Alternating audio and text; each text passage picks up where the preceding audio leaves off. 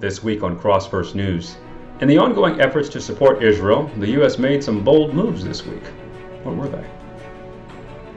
In White Plains this week, an 11-year-old is doing something that most 11-year-olds don't do. What is he doing that has countless lives involved? In Charleston, South Carolina, recently Christian artist Brandon Lake sat around with friends. How is he dealing with the world around him? And what did he do that he normally doesn't do in order to deal with the chaos around him? On October 24th at Citizens Bank Park, Diamondbacks pitcher Brandon Pfaat took the mound. He's not being heralded for what he did on the mound as much as he's being heralded for what he did in the dugout. What was it? And lastly this week, my commentary. From Tel Aviv this week we learned of a hostage who was released.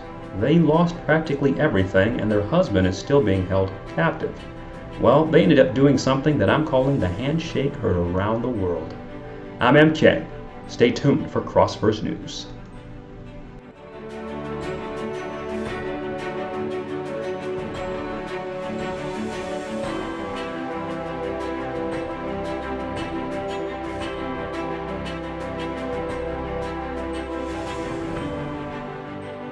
This week in U.S. news, the ongoing efforts to support Israel, caused the U.S. to make some pretty bold moves this week. The first was the Biden administration encouraging Israel to hold off on its Gaza ground assault. Now, this was done to both encourage the release of more dual citizens as well as to improve the flow of humanitarian aid to Palestinians in Gaza. The second was the fact that the U.S. is getting ready to send 2 of its Iron Dome missile defense systems overseas in order to help support Israel. When Biden was asked, is it possible for Israel to do a ceasefire with Hamas in exchange for more hostages by reporters? He replied, we should have those hostages released and then we can talk. Since the Hamas attacks began, Antony Blinken said the number of Americans that have died is up to 33, and currently 10 remain unaccounted for. Currently standing, there are 224 hostages being held by Hamas from more than 25 different countries. Folks, my prayer is that we continue to stand with Israel no matter what is going on around us in the world and no matter what the world is saying. We have a responsibility to stand with the nation of Israel. We are blessed because of God, and I think we should most importantly stand with God's people. In Cross News Life, in White Plains this week, an 11-year-old is doing something that, most 11-year-olds don't do. He's not riding on a scooter. He's not throwing a football around with friends. This week, he's making homemade cards to children who have been affected by the war in Israel. 11-year-old Benjamin Elkin is organizing Cards for Kids, a campaign that he's done so far. He's gotten toddlers involved, he's gotten the elderly involved, and he has collected, you'll never guess, more than 160 cards. All of them handmade.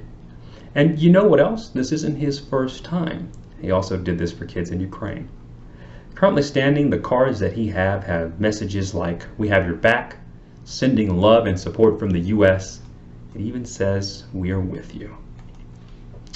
I love this.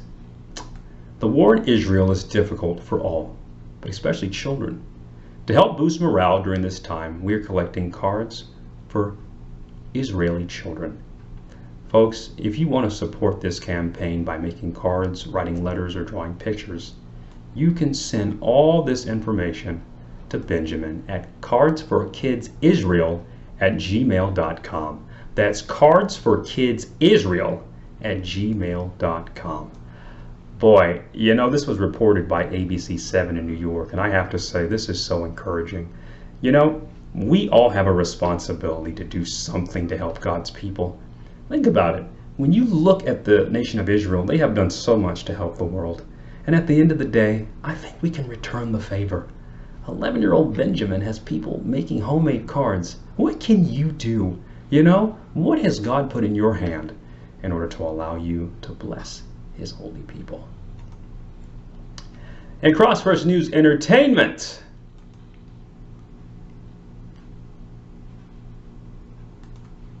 There we go.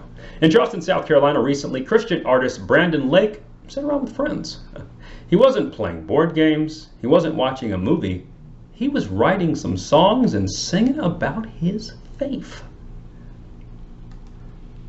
The 5-time Grammy winner recently spoke about his new album, Coat of Many Colors.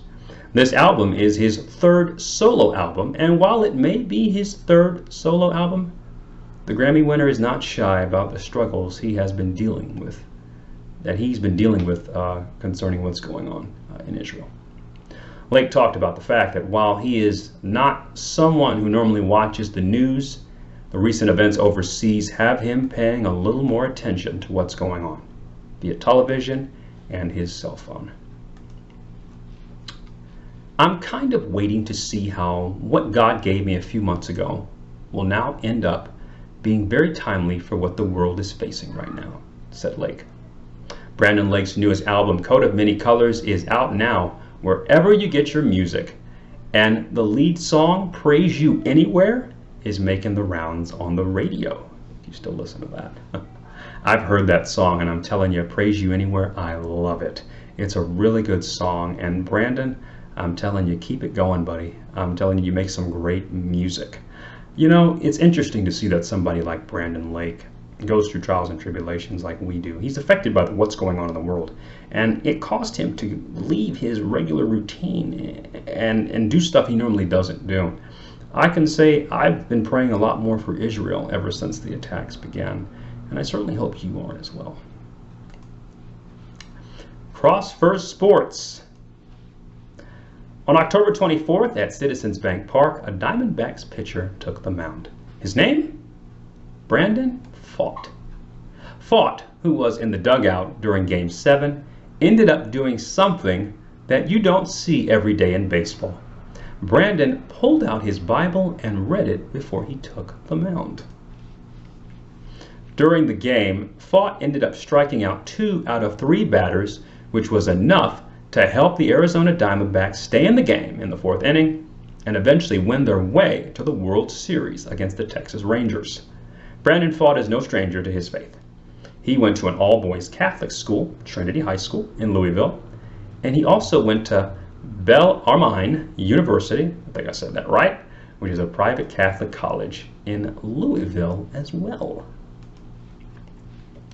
Brandon had this to say: God has a plan, so just keep working hard every single day, and hopefully your dream will come true. Well, I just want to say, as someone who lives out here in Arizona, I don't necessarily watch baseball, and I'm not a big baseball fan, but I've been out here for 10 years, and being around the teams, sometimes you just can't help but cheer them on. And I just want to say to Brandon and the Arizona Diamondbacks on advancing to the World Series, I want to congratulate Brandon and the Arizona Diamondbacks for advancing to the World Series, the 2023 World Series. And I want to congratulate the D-backs because this is their first World Series in 22 years. Folks, whatever your dream may be, whatever you're struggling with, keep God first. God knows where you are. He knows what you need. He knows what you don't need when you don't need it, and what you do need when you do need it. Amen. Lastly, but not least, this week in my commentary. From Tel Aviv this week, we learn of a hostage who, because of Hamas, lost their community, most likely lost friends, and is still waiting for her husband. She was beaten in the ribs with sticks and could barely breathe. But when the time came to be released, she chose to shake Hamas's hand and give the Hebrew blessing of shalom, which is peace. This wonderful blessing of a woman is 85-year-old Yocheved Lifshitz. Lifshitz, who before her abduction by Hamas was a peace activist, right? She used to help Palestinians get from where they were to the Israeli hospital, right, to get help. But on October 7th, her world was completely changed. She was taken through a maze of tunnels under the Gaza Strip and held with 200 or so captives. You know, because of Egypt and the Red Cross, she's now free. And I think at the end of the day, her turning to her enemy and giving them a blessing of peace was so incredible. Lifshitz went on to say this. She said, I went through hell about the Hamas. She said, I went through hell concerning the experience. And concerning the Hamas militants, Lifshitz ended up saying that they took care of all our needs. You know, I ended up reading the article, and it ended up saying that they even cleaned the toilets. You know, folks, it can be frustrating to lose everything and have your enemy take you captive.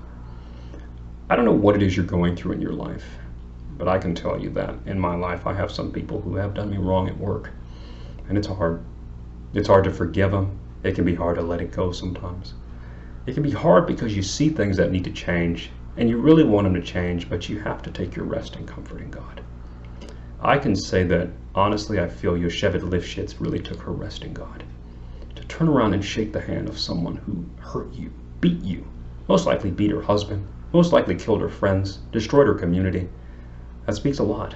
That speaks a lot about the power of the Lord, and that speaks a lot about Yosheved's faith. Folks, I want you to be encouraged by what we've heard.